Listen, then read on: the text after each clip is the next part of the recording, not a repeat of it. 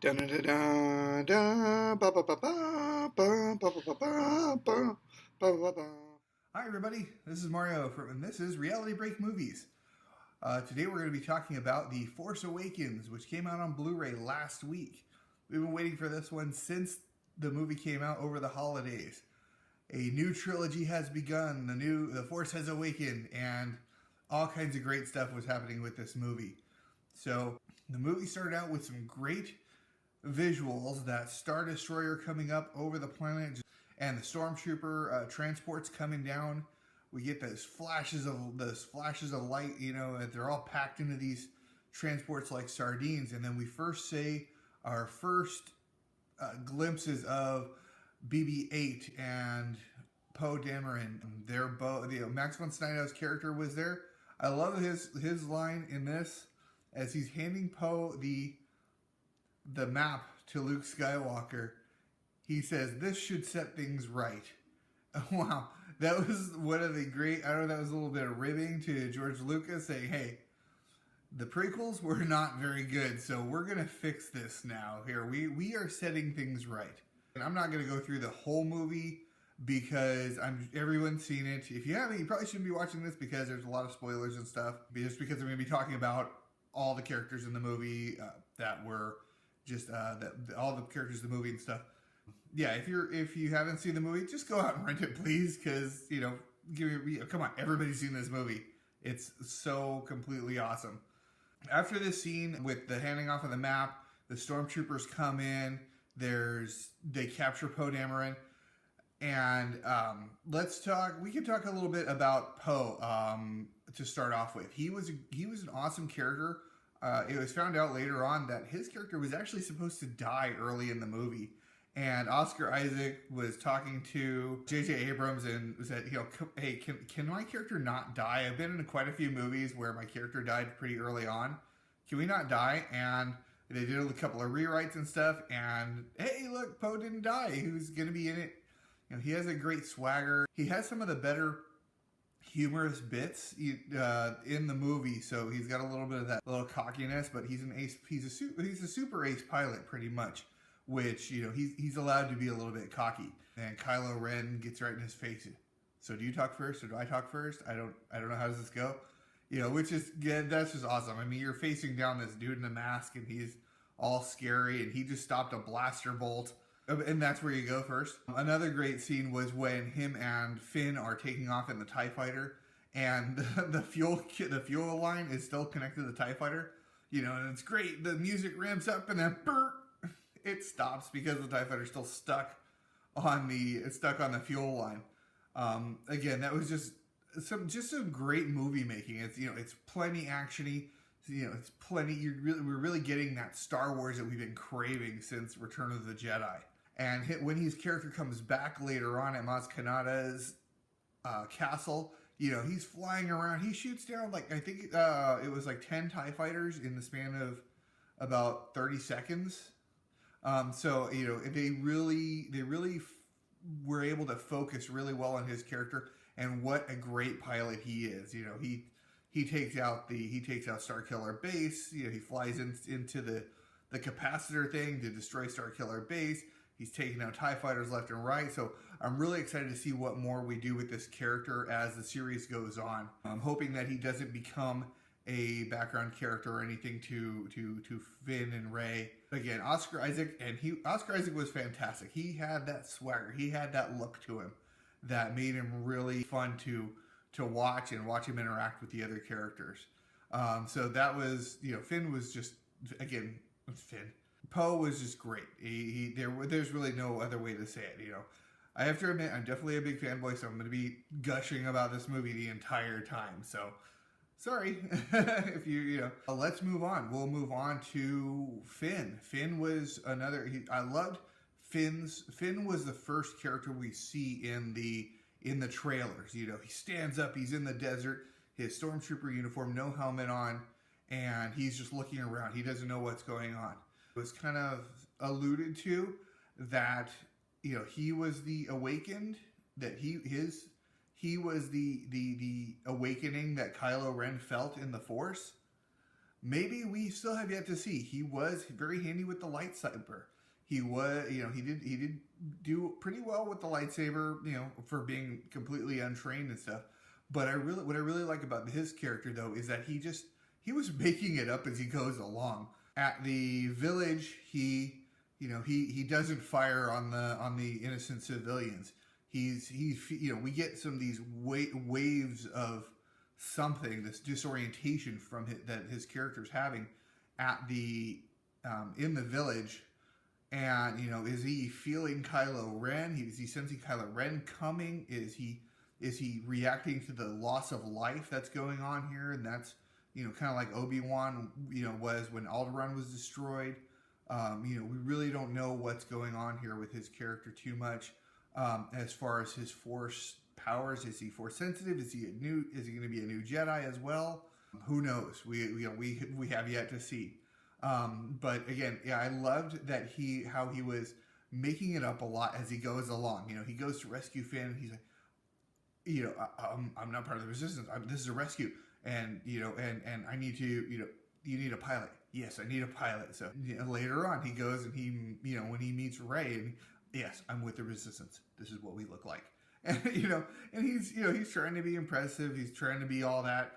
And and it's just, John Boyega was fantastic in this role. He wasn't sure what he was doing. When they get to Maz Kanata's castle, he's still, I'm gonna leave. I'm gonna go to the Outer Rim. His whole thing is getting away from the Empire. It's all he's known since he's been a child. He didn't even have a name until Poe gave it to him.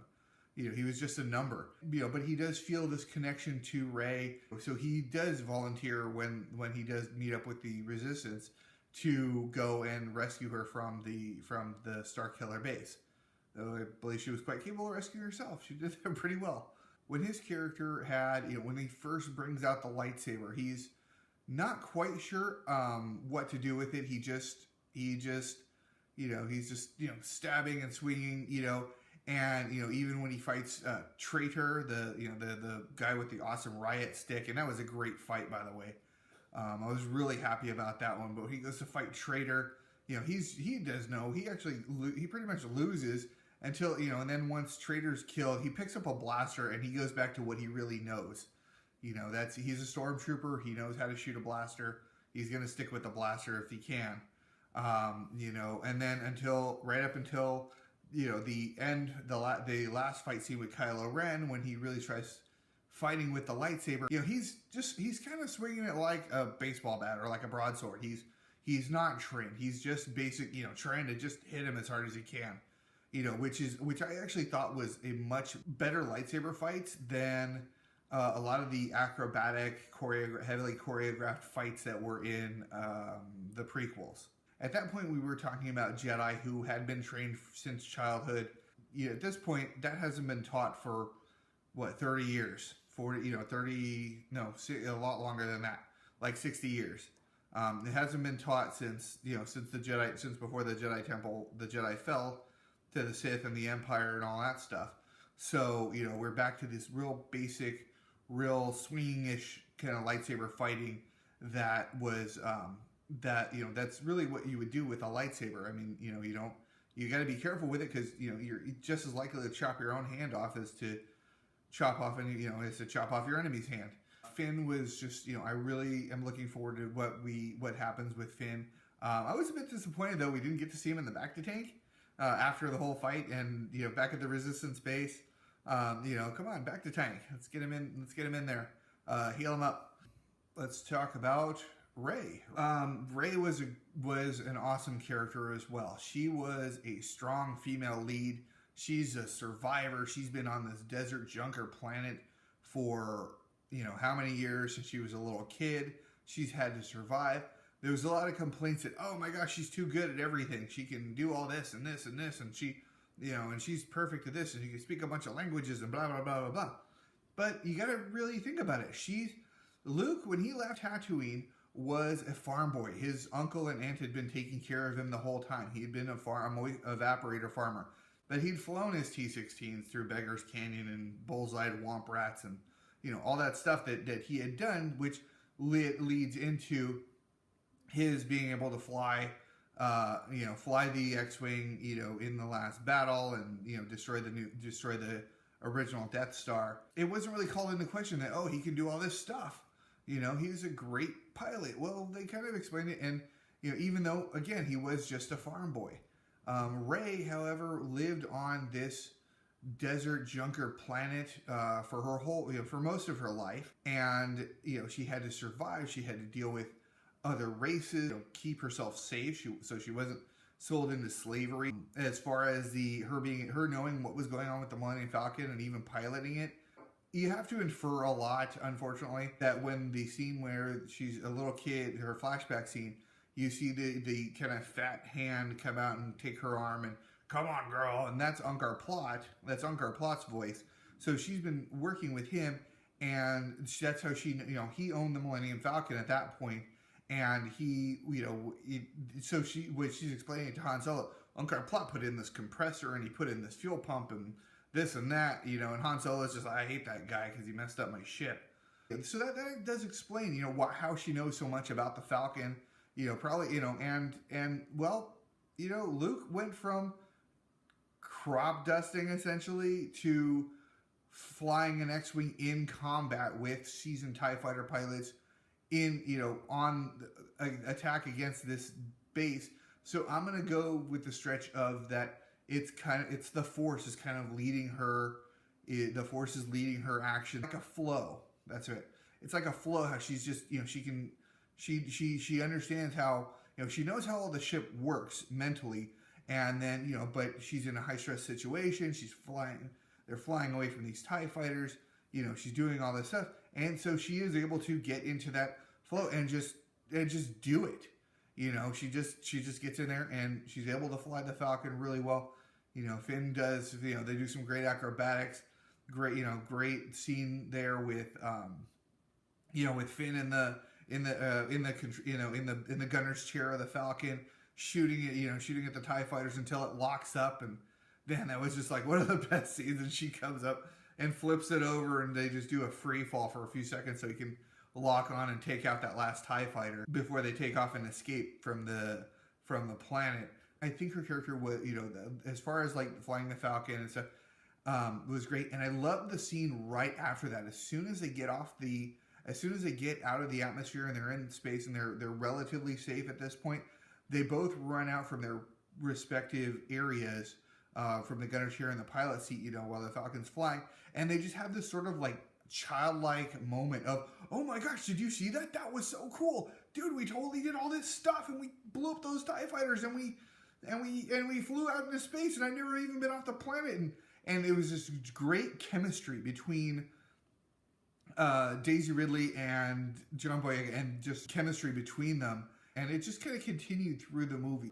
Where at Maz Kaneda's castle, where she said, "Why are you leaving? How can, it kind of got that harkened back to the whole Luke and Han, "Oh, sure, you're just gonna take your money and leave? Come on, man, we gotta fight this."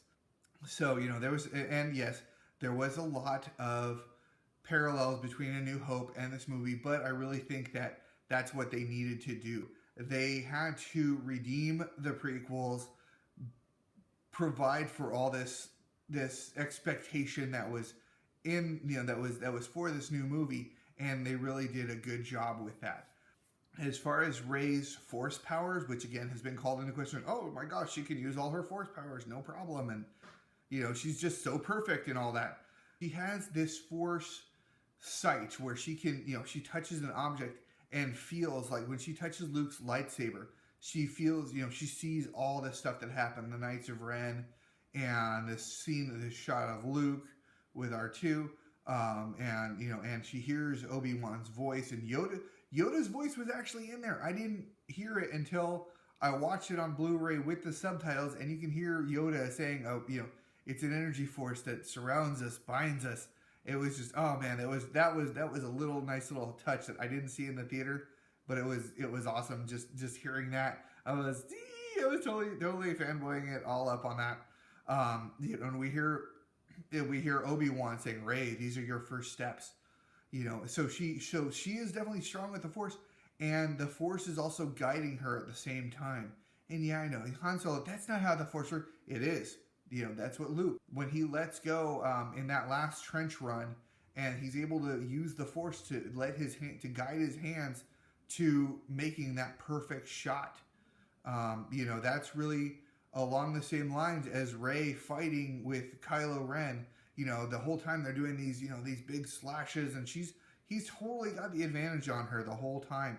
And she's backing up until he says, "Let me be your teacher."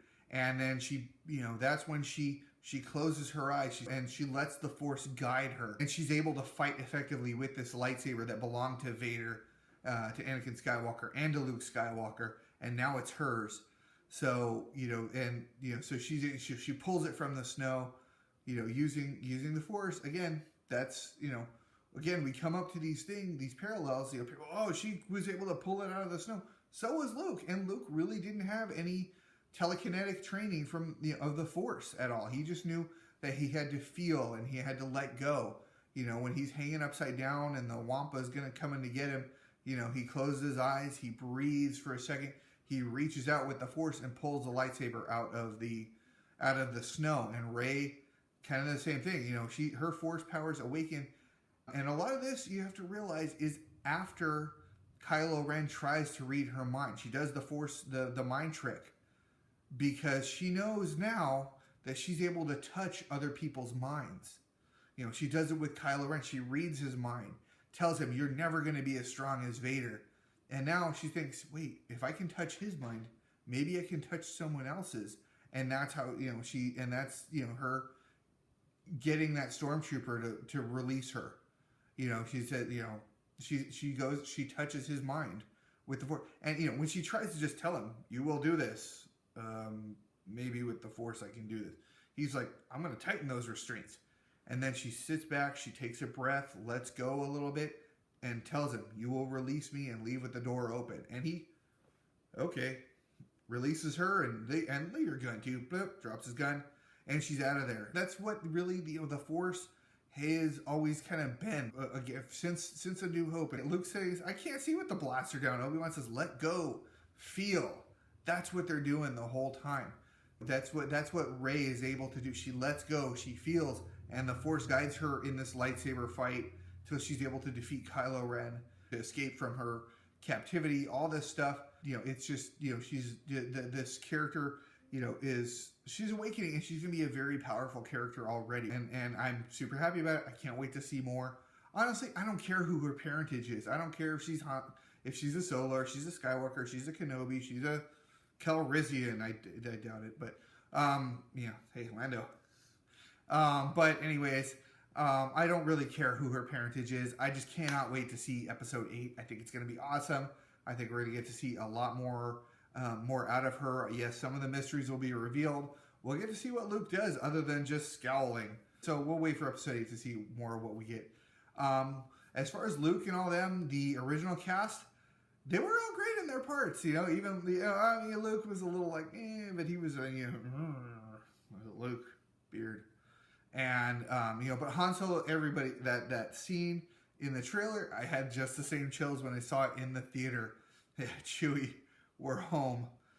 This in Han Solo, yeah, he's older, he's grizzled. It wasn't the same as when he was playing Indiana Jones, who was older and grizzled, because he's Harrison Ford. He's old. He's old and grizzled. I mean, this one, we still had that lighter tone with him. He's just getting himself into fixes, just as bad as he was in A New Hope and Empire Strikes Back. And the whole scene with the two gangs that come on board his freighter, those were just awesome. It was a lot of fun. It was, that back and forth banter. And, hey, Solo, you got nothing left, man. Nobody believes you anymore.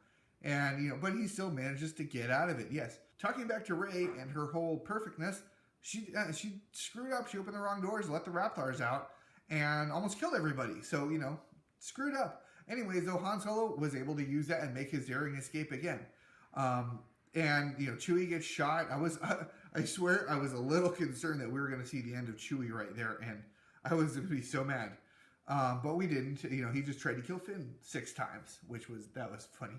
I love it. The humor, they did a really good job with the humor in this. As far as that's concerned, when he gets Chewie's bowcaster and shoots that guy, apparently that's the first time he's ever used Chewie's bowcaster. And we see a little bit more of that at the castle. We see a little bit more of that when he shoots the stormtrooper. He flies back. I like this thing. How long has he been hanging out with Chewie? He never used that bowcaster. Probably more traditionally a Wookiee weapon, so he's never used it, just used to regular old blasters. Another, when they have the scene when they got their arms up and they're captured by the stormtroopers just before the resistance comes in. Harkens back to our Return of the Jedi scene when the same thing. They're all surrounded by stormtroopers and they get rescued by the Ewoks. So another nod to the old series and stuff. Leia was pretty awesome. Honestly though, the only thing I was talking a little bit about this the other day to my wife, and I was saying, the only thing that kind of throws me off with Leia is her voice. And I know it's been 30 years and, she drank and smoked and all that stuff. And Carrie Fisher, she's gotten older. So, but the voice it took me a little while to resolve that, because Leia had a really high sort of, I guess, soprano-y voice. I don't really know the, like musical or sound terms for how her voice was. And then she had this, an older, gruffer sort of voice, but she was still, I thought she was still very, she was tough. Because she's a general in the Resistance, she was still, they still had that great, that great hug, with her and Han. She's still approachable. She's still a little vulnerable, even though she is such a strong character. She has that little, her and Han have that little scene before he takes off to Starkiller Base. I always hated seeing you go. I was almost hoping for just a little, I love you, I know. But we didn't get that one. Oh well. So I thought one of her best scenes was when Han died, and she, she can feel it. She's not a Jedi, but she still is strong in the Force. So, and they had that connection. So she knew right when he died, and it was her son that killed him.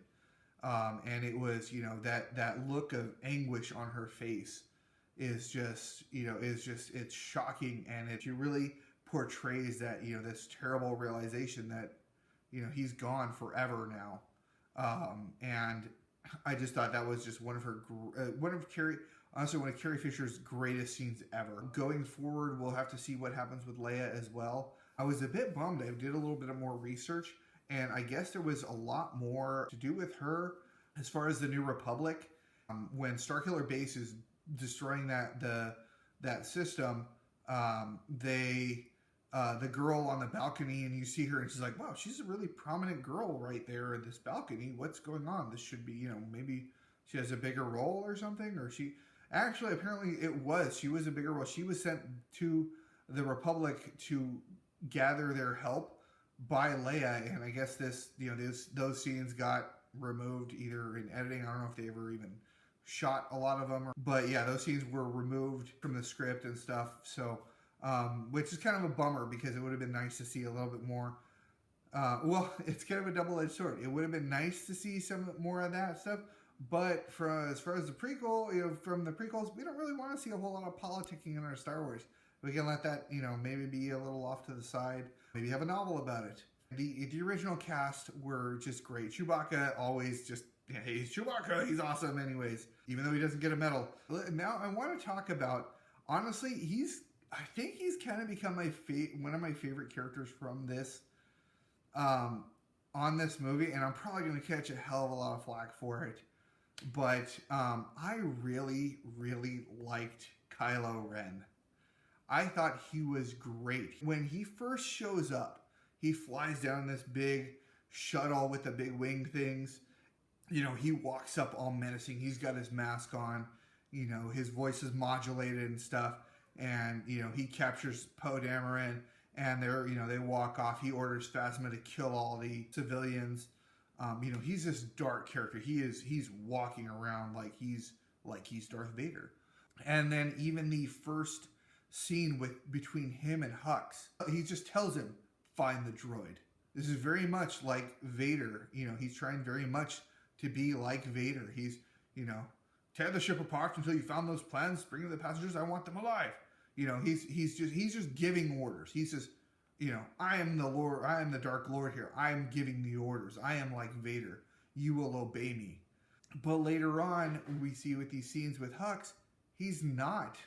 Hux doesn't fear him.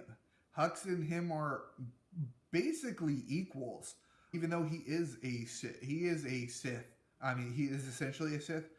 These interactions that he has with Hux are, and they slowly get more and more towards, he doesn't have this great amount of respect and this great amount of fear that Vader had. When you fail Vader, you died. That's pretty much it. In Empire Strikes Back, Vader went through, 3 admirals in the span of like a half an hour? He's trying to be this dark, powerful, feared Sith, like his grandfather, like Darth Vader. He wants to be respected and feared like Vader was. When Vader, he's very powerful in the Force. You cannot deny that. He is very powerful. He has Force powers we have not seen before. Vader deflected blaster bolts, in Empire Strikes Back. Kylo Ren stopped a blaster bolt midair. That was one of the best freaking scenes, and it was right there, right up in front. And you're like, oh my God, this has never happened before. Holy crap. Kylo Ren, he's very powerful, but he's very undisciplined. He's doing, all of his powers are almost like brute force. He stops the blaster bolt and he holds Poe there while the stormtroopers can go and get him. And that's not a subtle thing. That's just a huge show of power. When the guy tells him that they escaped, they escaped with the guard. He goes out. He doesn't just like force choke the guy a little bit. He pulls him. He just drags him across the floor right to him. He does that stasis on Rey, and he just he does the stasis on Rey. He knocks her out, and he brute forces his way into Poe's head to find out about BB-8. He tries to brute force himself into Rey's head to find out about the map, but it doesn't work for him for that way, and that frustrates him to no end. You really see it on his face that, holy crap, this has never happened before. And he throws these big undisciplined tantrums, and everybody's like, oh, he's such an emo kid. He's so filled with rage, and he's so conflicted over the dark side and the light side. He's talking to Vader's helmet, saying, I still feel the pull of the light. And when he says he escaped, we get back to that Empire Strikes Back scene, where the Falcon, boom, takes off right after Cloud City, and he turns around and walks away quietly. And that was menacing. Everybody on that bridge stopped breathing. They were not going to draw his attention at all. And whereas Kylo, he just goes and he just God damn it, and throws it, and just tears up the console, and the guy that's telling him this is like, I'm gonna die here. He's gonna turn around and cut me in half in a second. And he's freaked out. You see it on his face. He's like, and same thing after Rey escapes. He goes and he pulls out his lightsaber. He's like, God, and they added a little bit of humor there, and the stormtroopers are like, we'll come back later. But and it shows with his lightsaber too. It's unfinished. It's not refined. It's just the energy's just blazing off of it. It's sparking off it. It's got the vents on the side, which I don't care. It looked awesome. I love that sword. It's that lightsaber. It's pretty cool. Luke's is still my favorite though. The blue Luke saber is still my favorite. But Kylo Ren's, I like it because it was different. It was very, it was unrefined. It showed that raw power, and that's really what Kylo is. He's raw. He's kind of that raw power. And people that say he's a wuss, he got shot with the bowcaster. Okay, this is the thing that shot stormtroopers into the air, flipped them over twice, shot him 10 feet in the air, flipped them over twice.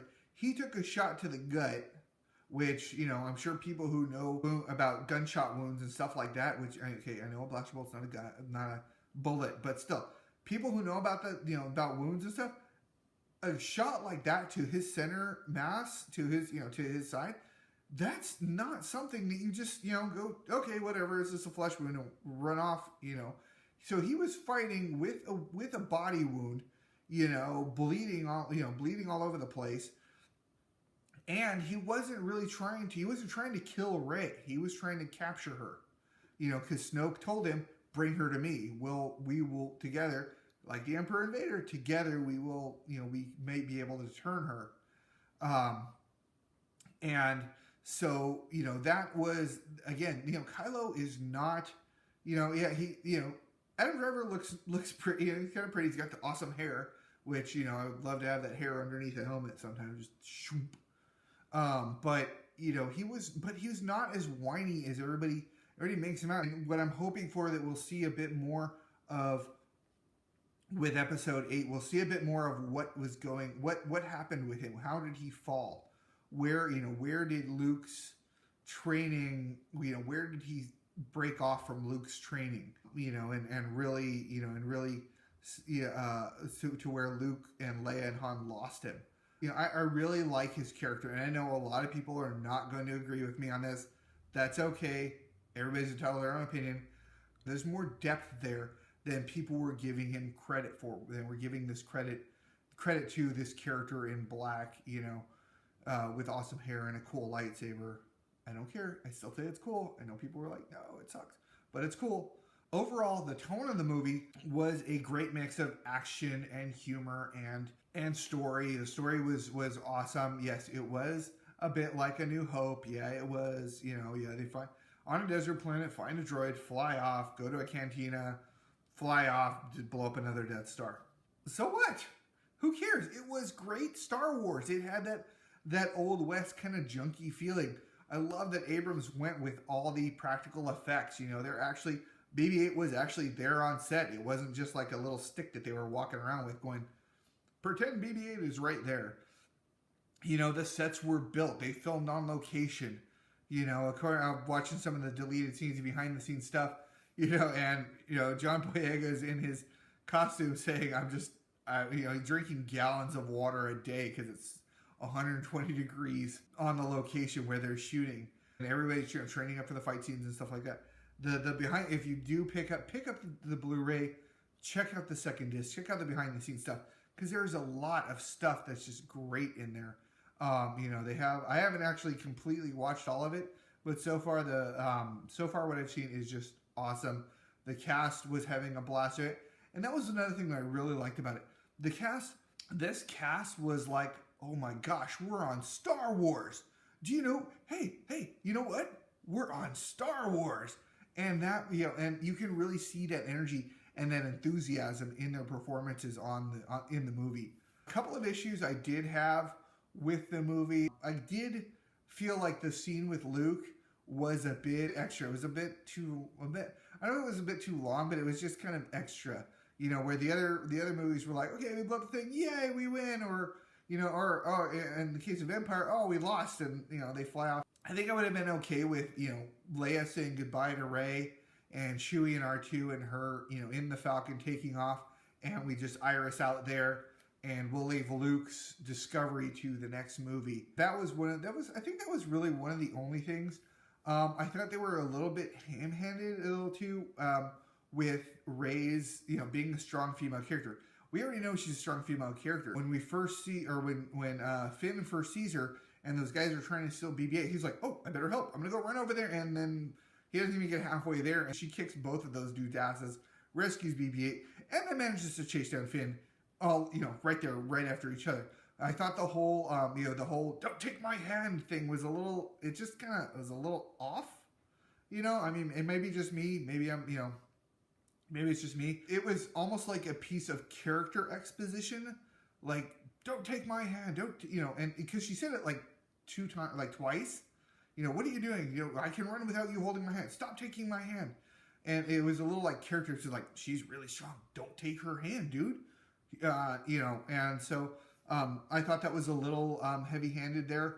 Overall, I really didn't have a whole lot of complaints though, as far as this movie was concerned. It was a lot of fun. It was great, great the whole way through. Some of the scenes I really did like, and this is really, Abrams shines at some of this stuff. Now that he got rid of the lens flare, thank you to J.J. Abrams' wife for pointing that out to him. So he really has cut back on that a lot. I liked seeing some of the newer stuff, like the torpedoes or the cannons, as they call them cannons, but they were really kind of more torpedoes. Escape scene where Finn and Poe are escaping from that Star Destroyer. Those were pretty cool, and I thought they were very different from any other really type of weapon that we've seen. They weren't as goofy as the little buzz droids in episode 3. Yeah, I think it was episode 3 when they're flying towards Grievous's ship, and they're the buzz droids that jumped onto their starfighters, and things are gonna tear apart your ship. That was kind of a little goofy. These were pretty cool. As they're talking and he gets distracted and he forgets, and then one of them hits a TIE fighter and knocks him down. I also absolutely loved the scene, the TIE fighters coming out of that sunset, or just flying out of that sunset. The one scene right after another. I mean, that was just like your classic. I mean, you just replace those TIE fighters with helicopters. You got a Vietnam movie, and that was just those TIE fighters coming in. It's menacing. It's the Empire's here, the First Order's here, and some stuff's going to go down. And then at the same time, that same scene with the X-wings from the trailer. X-wings screaming across that lake, the water spraying up and the rooster tails behind them from their wash, and it just start taking out TIE fighters, and this great battle ensues. That was just a fantastic scene. We see Poe's mastery of his X-wing. That was a lot of fun. A lot of Easter egg type stuff was a lot of fun too. We got plenty of that. Han Solo, I got a bad feeling about this. Finn pulls out the training remote from A New Hope. He leans down on the chessboard, and I guess it just picks up exactly right where the last chess game that they played on that board left off at from A New Hope. The little guy bonking the big guy on there. Admiral Akbar, we get to see some Admiral Akbar. That was great. Overall, I love the movie. I cannot wait to see Rogue One. I can't wait for Episode 8. I can't wait to just see more Star Wars. I can't wait to watch this one about 10 more times at least in the next month or so. I guess that'll do it for now. So leave me a comment about movies. Subscribe also. Talk to you guys later. Bye. Have a good one. Oh man, that's terrible. Hi everybody. This is Mario from Reality Break, and today we're doing Reality Break movies. Last week, I'm still saying so god damn it. They really needed to